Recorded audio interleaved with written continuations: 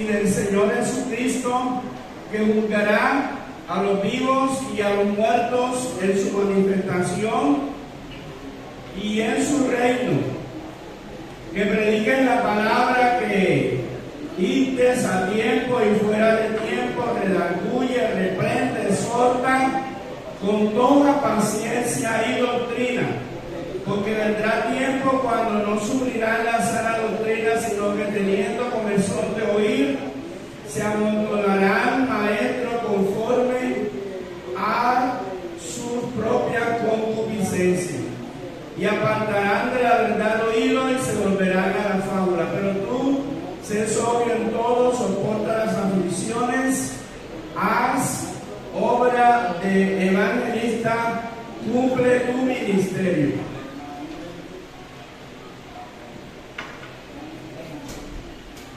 Aleluya. Vamos a hablar en esta mañana, con la ayuda del Señor, algo que se ha vuelto repetitivo, como lo es el evangelismo. El evangelio es lo más sencillo que puede haber. O sea, el evangelio no es nada complicado, ya que aún la palabra evangelio se escucha como rara, es porque no pertenece a nuestro idioma. Fue vertida del idioma griego tal y cual, conforme estaba escrita allá en el griego, pero la palabra evangelio lo que significa es buenas nuevas, buenas noticias de salvación. Y como es la noticia de Dios, ella no queda, o sea, ella no se envejece. Hay personas que dicen: yo que tengo como 50 años de estar oyendo el evangelio, que Cristo viene. No, 50 años no, 2000 años.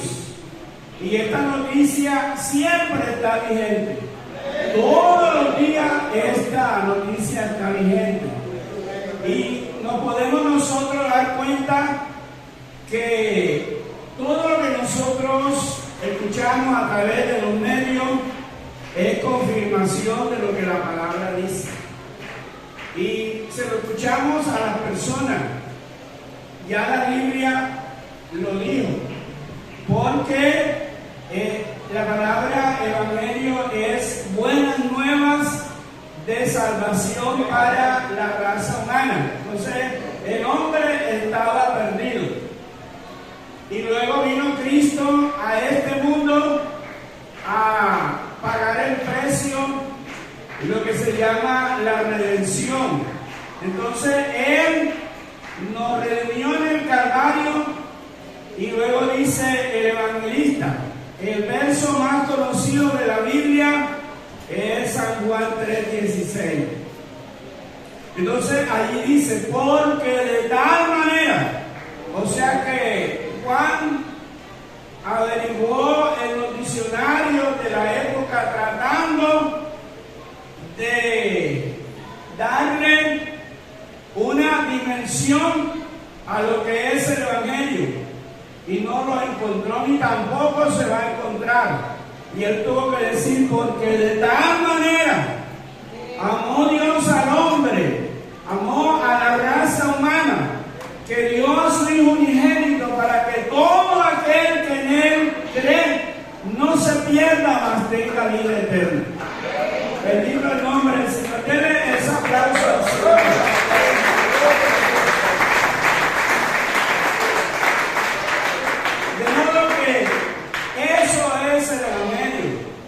El evangelio es contar la historia de la cruz.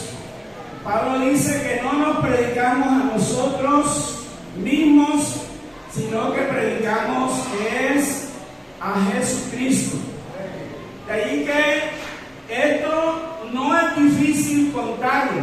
Por ejemplo, vemos que la samaritana escuchó a Jesús y ella inmediatamente fue allá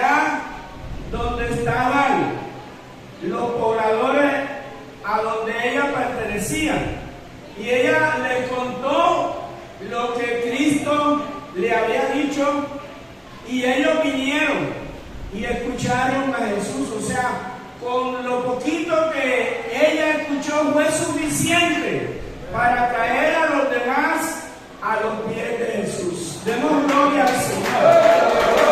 Así que vemos que esto no es difícil. ¿Qué significa la palabra discipular? Ya que el Señor dijo: vayan por todo el mundo. Y luego dice: hagan discípulos a todas las personas. ¿Qué es discipular? Es contar lo que uno sabe. Por ejemplo, el profesor, ¿qué hace? Enseñarle lo que él ha aprendido a sus alumnos. Entonces, él allí está haciendo discípulo. Esto no es otra cosa. El Evangelio es una noticia que la iglesia está llamada a transmitirla, porque la predicación del Evangelio es más prioritaria que la alabanza, que cualquier evento que nosotros hagamos, porque el Señor dijo que Él nos sacó de las tinieblas. ¿Con qué propósito? Para que anunciemos las virtudes de aquel que nos sacó de las tinieblas a la luz. Entonces, el Evangelio es la razón de ser de la iglesia. La predicación del Evangelio es la razón de ser de la iglesia. Es decirle a las personas que el Señor nos redimió en la cruz del Calvario para que nosotros tengamos una nueva vida, tengamos una vida diferente, porque Pablo habla de que se amontonarán maestros conforme a su propia concupiscencia y apartarán de la verdad el oído y se volverán a la fábula. ¿Qué enseña el Evangelio de la prosperidad? Y ojalá que nosotros no enseñemos eso, porque eso no es bíblico. ¿Quieres tener un buen empleo? Ven y oramos por ti. Hermano, el buen empleo viene como consecuencia de haber aceptado a Cristo. Porque mejor el Señor hubiera hecho una bolsa de empleo y no hubiera sufrido tanto allá en la cruz del Calvario. Entonces, predicaciones de sanidad. La sanidad viene como resultado de haber aceptado a Cristo. Porque después de enseñar, por ejemplo, la mujer que tocó el manto de Jesús, entonces imagínense, un enfermo, y luego el predicador le dice: ¿qué quieres? Él quiere ser sano. Y luego pasa, pero el propósito del Evangelio no es la sanidad del cuerpo, es la sanidad del alma, porque eso vendrá como resultado de haber predicado el Evangelio. Pero no es lo prioritario, porque acordémonos de los 10 leprosos. Imagínense, la lepra es sinónimo de pecado, ya que hoy en día con los antibióticos, con las penicilinas, ampicilinas, bueno, todo lo concerniente a los antibióticos se puede curar esa enfermedad que es un parásito que se va comiendo las 3 capas de la piel.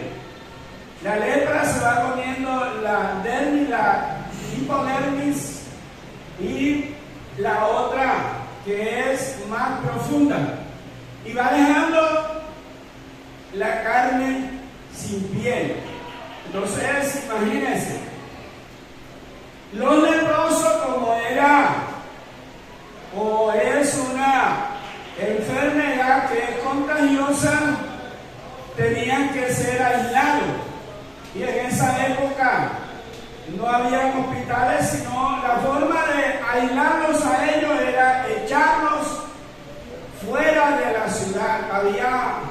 Había muchos campos. Entonces a los leprosos le ponían unas campanillas en los tobillos para que cuando ellos se movían, si había alguien sano por ahí, luego ellos, tras de que tenían que gritar leproso, luego estaban las campanillas. Entonces las personas se alejaban. Entonces viene el Señor y se encuentra con 10 leprosos. Y de esos 10 leprosos, el Señor les dio una orden. Eso estaba en la ley. Porque el único que podía certificar la sanidad de la lepra era el sacerdote. Dios los había autorizado para eso. Entonces el Señor les dijo: vayan y muéstrense al sacerdote. Entonces fíjense, ellos leprosos, ellos con sus campanillas, entonces eso les ha dicho que ellos no iban a entrar a la ciudad, porque leprosos no entraban a la ciudad. El Señor lo que estaba era probando si ellos eran obedientes. Entonces, como ellos fueron obedientes rumbo a la ciudad, pero cuando van caminando, a uno quizás le faltaba un pedacito de dedo, otra de la uña, a otro ya le había comenzado a gastarle una oreja, porque la lepra, ella se ensaña en las manos, en las orejas, en medio de los dedos, donde haya humedad, allí se ensaña la lepra. Entonces imagínense, ellos van caminando cuando de pronto hay la lepra. Estamos sanos. Imagínense la alegría de esos hombres. Pero resulta que 9 de ellos corrieron para la ciudad a hacer fiesta, a seguir en su mundo. Como hay personas que quieren estar bien, pero para servirle al diablo. Cuando damos gloria a Dios, y nosotros debemos de desear estar bien para servirle a Dios.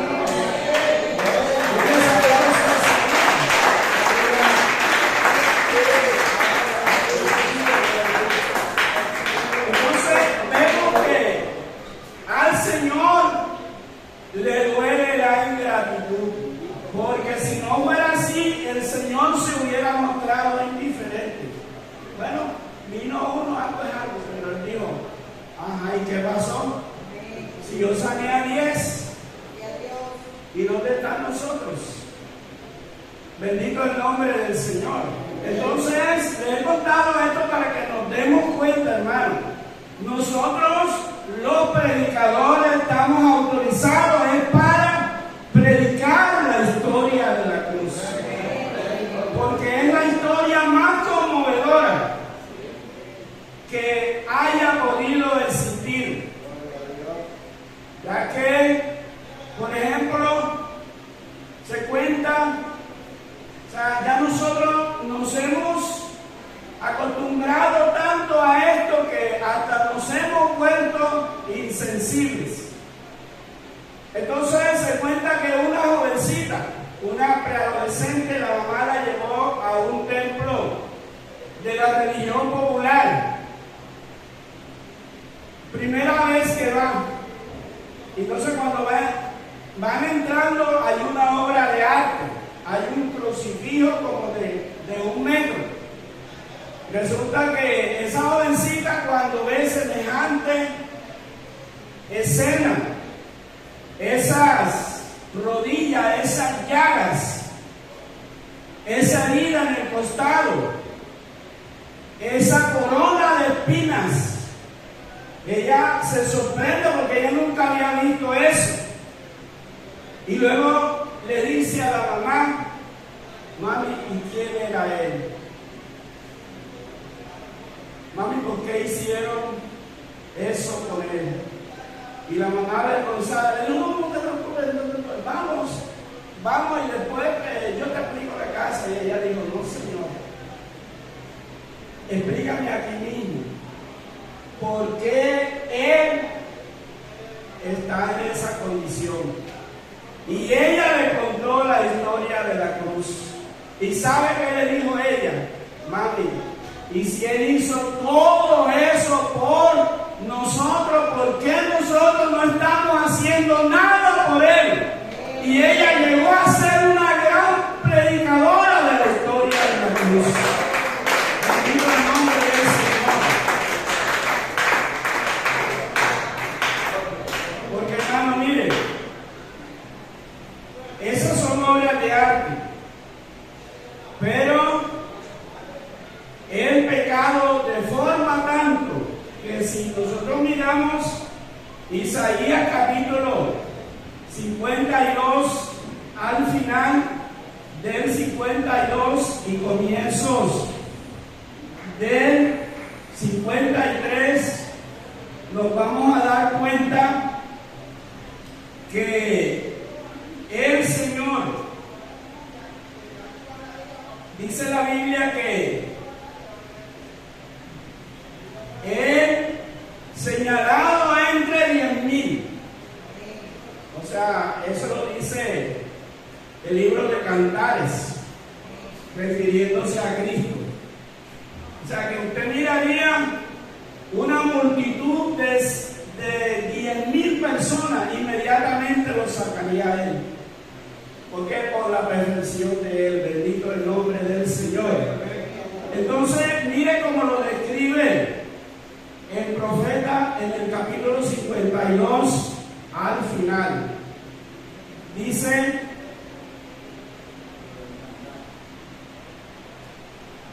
verso 14 dice, como se asombraron de ti muchos, de tal manera fue disfigurado de los hombres su parecer y su hermosura más que la de los hijos de los hombres.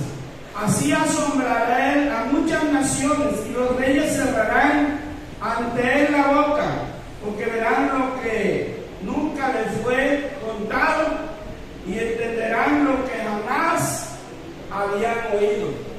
Entonces, la historia de la cruz es lo más conmovedor que haya podido suceder en esta tierra. ¿Por qué el hombre lo hizo? Los judíos han llevado esa carga, ya que por ejemplo en el holocausto nazi los alemanes justificaron porque ellos mataron a Cristo, pero no fueron los judíos. Los que matamos a Cristo fuimos cada uno de nosotros, porque todo lo que Él sufrió en la cruz del Calvario lo merecíamos eran nosotros. Él se mereció la corona más hermosa que cualquiera se pudiera imaginar, pero lo coronaron de espinas, y esa corona de espinas no la merecíamos era nosotros. Bendito el nombre del Señor. La merecíamos era cada uno de nosotros. Mire, yo estuve en una catedral de la región popular en Barranquilla, en la metropolitana. Entré porque se vino una tempestad. Usted sabe que en un centro de una ciudad grande no es fácil encontrar refugio. Y luego yo me metí ahí en ese gigantesco templo y me estaba resguardando de la lluvia, pero vi cuántas cosas, cuántos altares, y dentro de ellos había una obra de arte en el piso. Se le llama el Cristo caído. Y de un tamaño natural, como de 1,80, 1,90, pero eso está tan bien hecho que parece que fuera literal, parece que fuera real.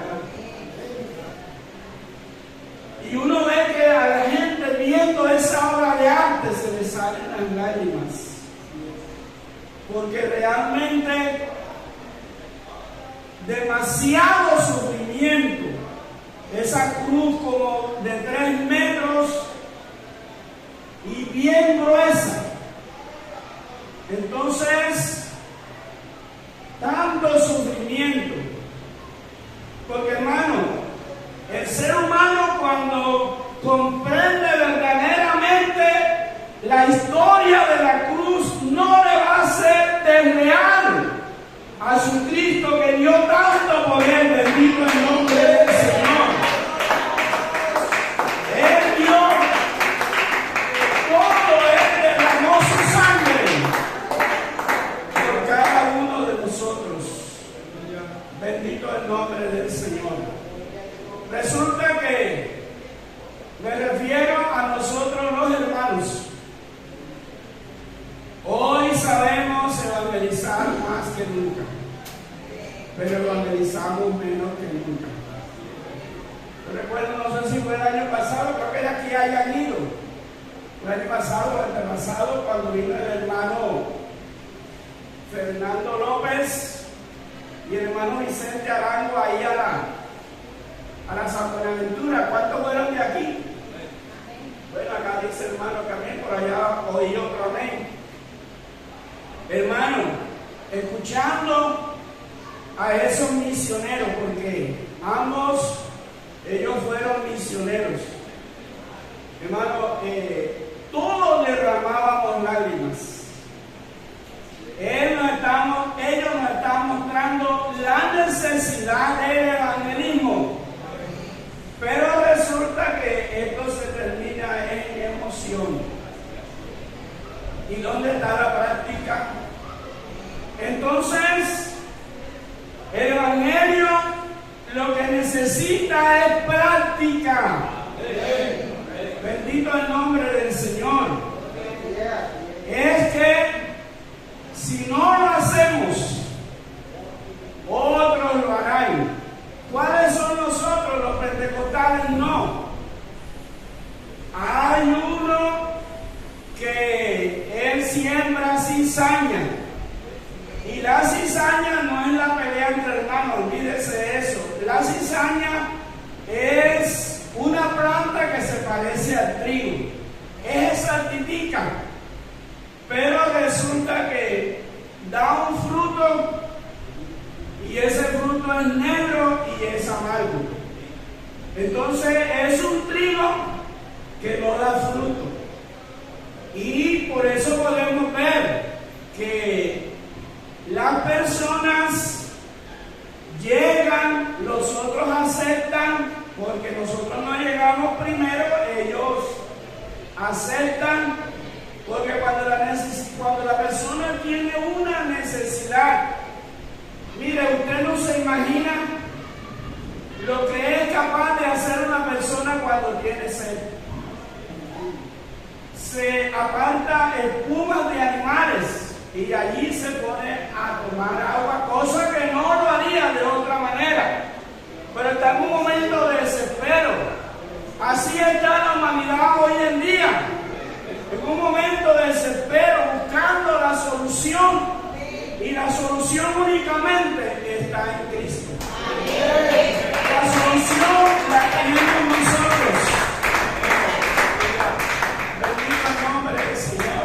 Bueno, yo me comencé a dar cuenta de esa cuestión de elecciones y eso fue cuando el señor Alfonso López Michelsen, el viejo, se lanzó a la presidencia y la gente comentaba que eso sí iba a cambiar, eso tiene que hacer como 50 años, todos con la esperanza puesta en ese gobierno.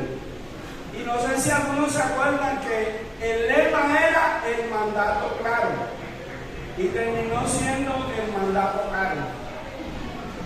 Porque hermanos y amigos, esto no lo compone ningún ser humano. No sé si usted cree esto. Entonces no se ponga a estar confiando en los hombres. La Biblia lanza una maldición confiar en Dios. Bendito el nombre del Señor. De modo que el profeta dice 2 veces: no hay paz para los impíos, dijo mi Dios. Y también tengo conciencia de 50 años o más de los problemas bélicos de nuestro país. Y seguimos en las mismas. ¿Por qué, mi hermano? Porque el que vivirá la paz en este mundo es el que se convierta a Cristo. Porque fíjense, yo creo que Dios no va a hablar por hablar. Dios dice: no hay paz para los impíos. Entonces, mientras que el mundo sea impío, no habrá paz. Pero hay uno que dijo: mi paz os dejo, mi paz os doy. Yo no la doy como el mundo la da. No se turbe vuestro corazón ni tengáis miedo. Entonces, la verdadera paz nos la da el Cristo. Denle ese aplauso al Señor.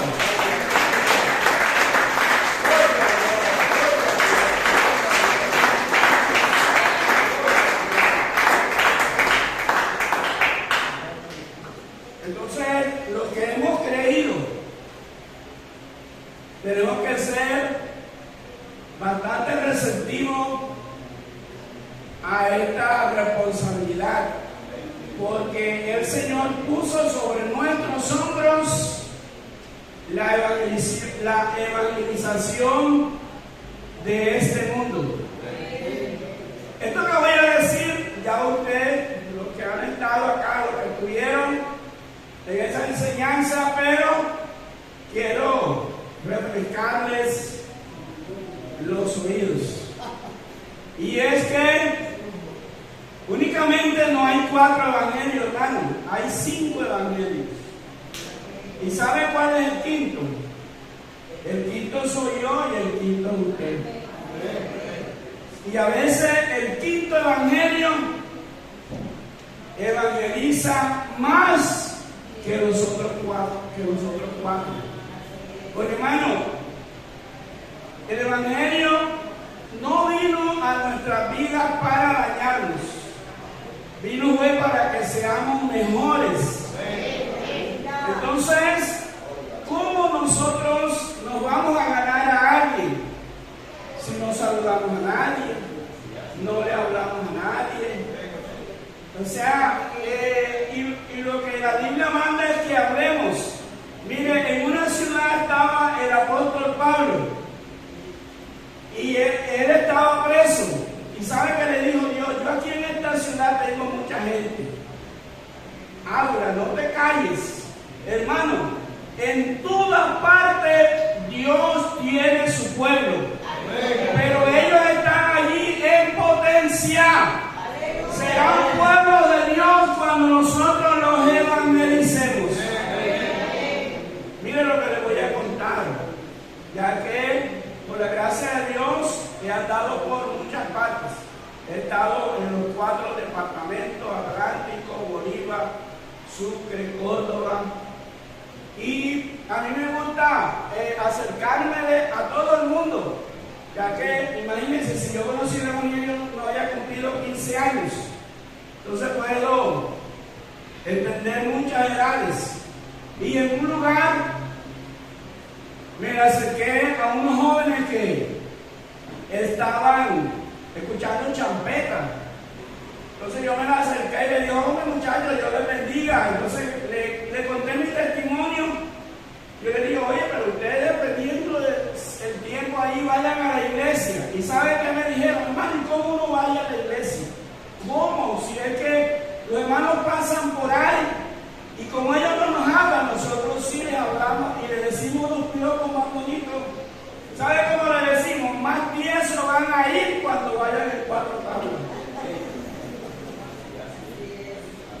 Porque, hermano, nosotros tenemos un lenguaje corporal. O sea, si nosotros pasamos delante de la gente erguido, no hay un cristiano que tenga cuerpo glorioso. Hermano, los cuerpos gloriosos serán en la resurrección. Todos tenemos cuerpos iguales. Entonces, nosotros somos el quinto evangelio. Y de pronto, el quinto evangelio trabaja más o trabaja menos. Porque nosotros tenemos que relacionarnos con todas las personas, porque nosotros tenemos una semilla y la tierra es el corazón de las personas. Entonces, la semilla, ella es sembrada. Esto está aplicado en la parábola del sembrador. Entonces, la semilla cae, luego hay que regarla. ¿Cómo la vamos a regar? Primeramente con nuestro testimonio y después con la palabra, motivando a la persona, diciéndole: yo no era así, el Señor me cambió. Si tú no hubieras conocido cuando yo no había conocido a Cristo. Pero nosotros podemos regar esa semilla para que algún día ella germine. Amén.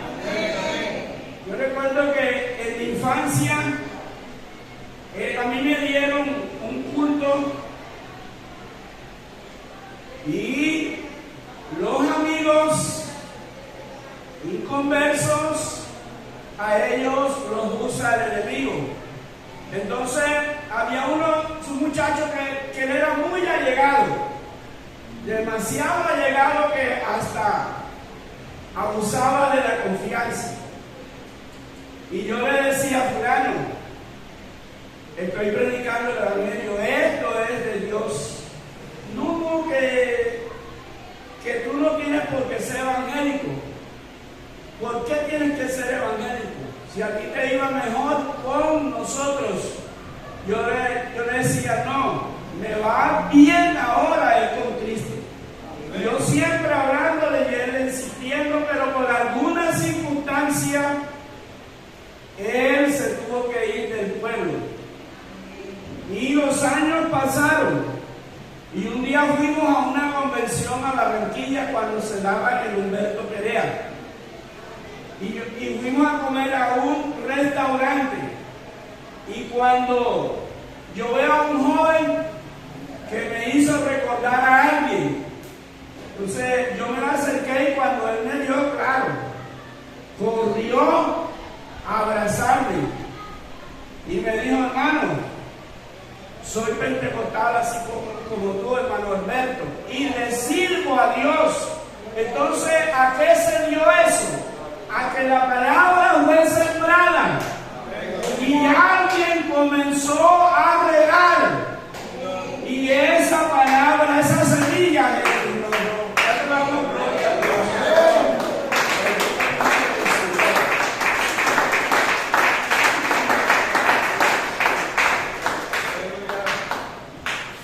entonces, mis hermanos y amigos, estamos en el deber de ser mejores que cuando éramos inconversos. Entonces, y cuando lleguemos aquí a este templo, procurar de saludar a todos, amén. Especialmente a los que no conocemos. Porque hay personas que dicen: no, yo no lo saludé porque no lo conozco. ¿Y cuándo vamos a conocer? O sea, si usted no saluda a nadie, nunca va a tener amigos. Porque la forma de uno tener amigos es saludarlo. Es diciéndole cualquier cosita: hola, buenos días. Cualquier cosita. Yo una vez, y esta es una crítica para nosotros acá, por ahí a comienzos de año llegó un hermano que él tenía el abuelito en el hospital. El hermano, él vino enchaquetado, Él estuvo aquí orando un buen rato y luego se puso allá. Y él estaba allí cerca de la escalera. Entonces yo me daba cuenta que llegaban los hermanos y saludaban a los demás y a él no los saludaban. Entonces imagínense, porque es creyente se aguanta esa, pero un inconverso dice, no, yo aquí soy transparente, yo aquí no vengo más. Entonces, hermano, nosotros somos responsables de que la gente se quede o que se vaya. Bendito el nombre del Señor.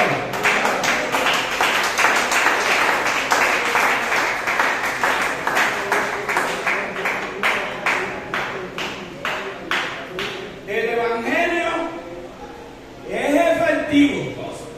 Si el Evangelio se predica tarde que temprano, esa semilla germina. La única forma que la gente no se convierta es que no evangelicemos, ya que a veces se riega la noticia, no, que la iglesia en tal parte está creciendo. No nos debe de admirar. La iglesia nació para crecer, así como las aves nacieron para volar.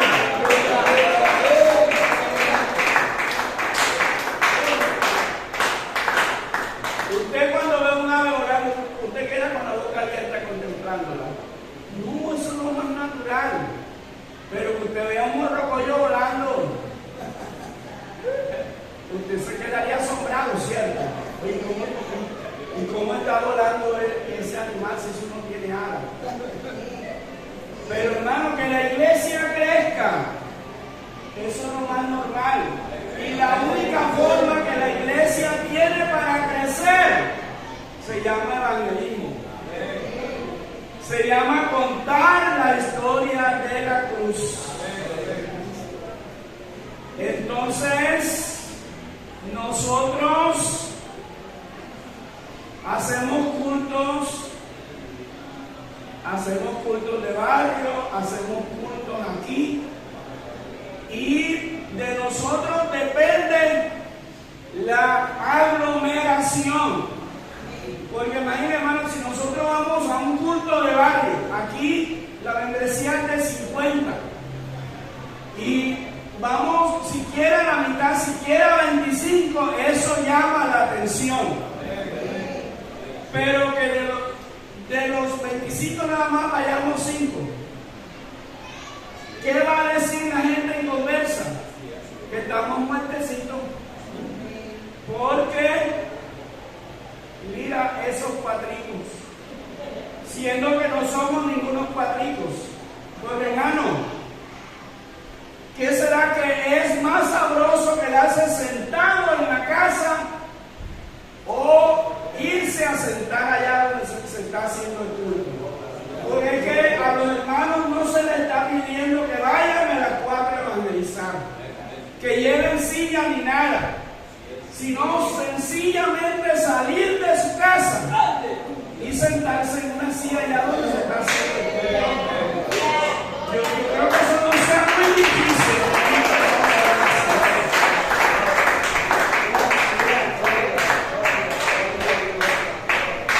Allí nosotros estamos apoyando, pero con la ausencia no apoyamos nada. Y les cuento, aunque ya el tiempo ha avanzado, pero quiero darles este ejemplo. La Biblia dice que cuando David cayó en pecado era el tiempo en que los reyes iban a la guerra. O sea que David no tenía por qué estar en su casa. David tenía que estar allá en la guerra, apoyando a su pueblo. Entonces, ¿qué conclusión le saco yo a esto? A que cuando pudiendo estar allá nos quedamos porque ya tenemos ese hábito, estamos corriendo peligro. Porque aunque estemos en la casa, aunque estemos orando, estamos en terreno del enemigo. Porque en ese momento ese no es nuestro lugar.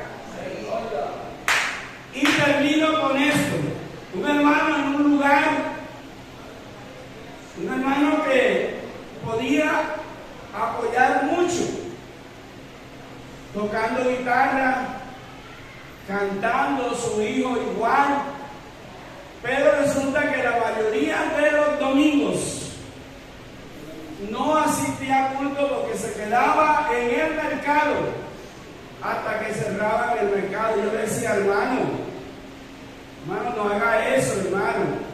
Ya que no asistió a escuela, apoye el culto en la noche. No, hermano, lo que pasa es que estoy tan enredado, una cosa y la otra.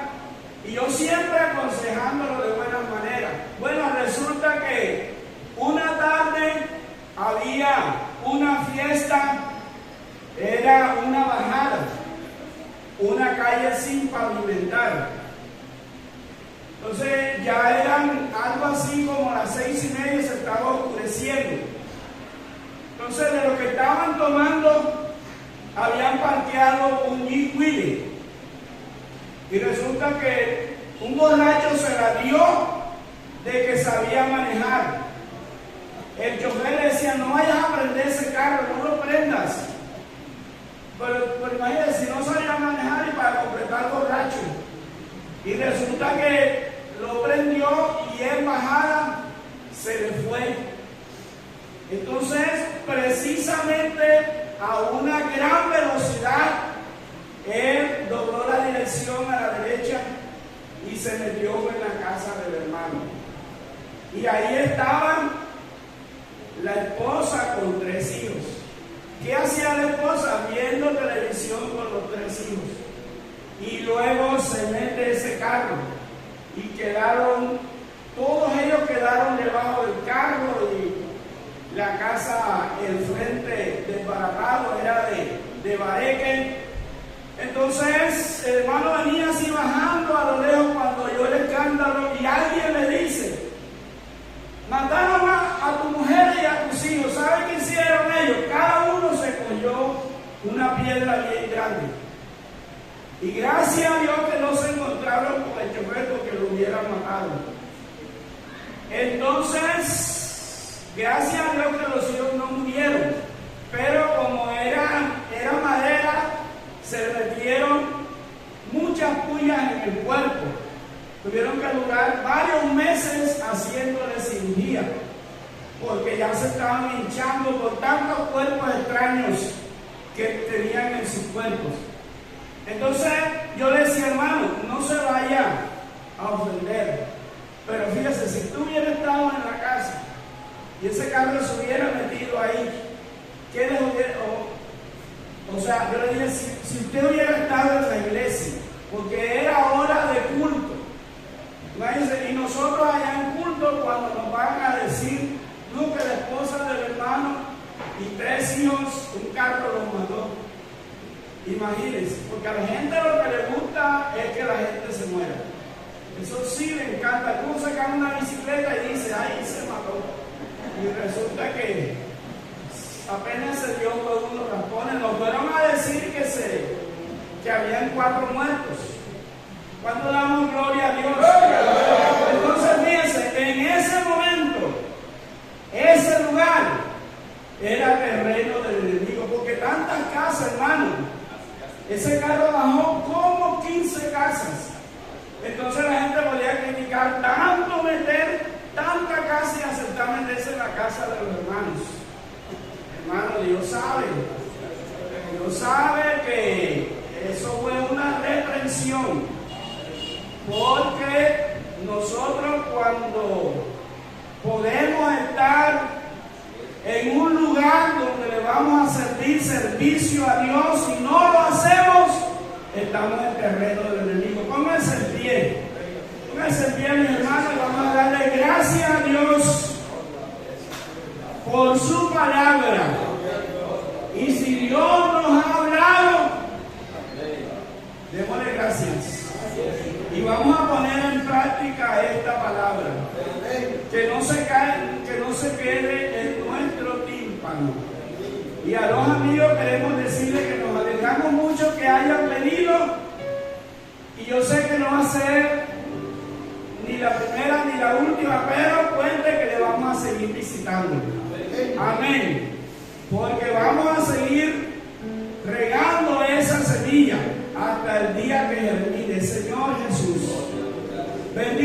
nombre, Señor Jesús.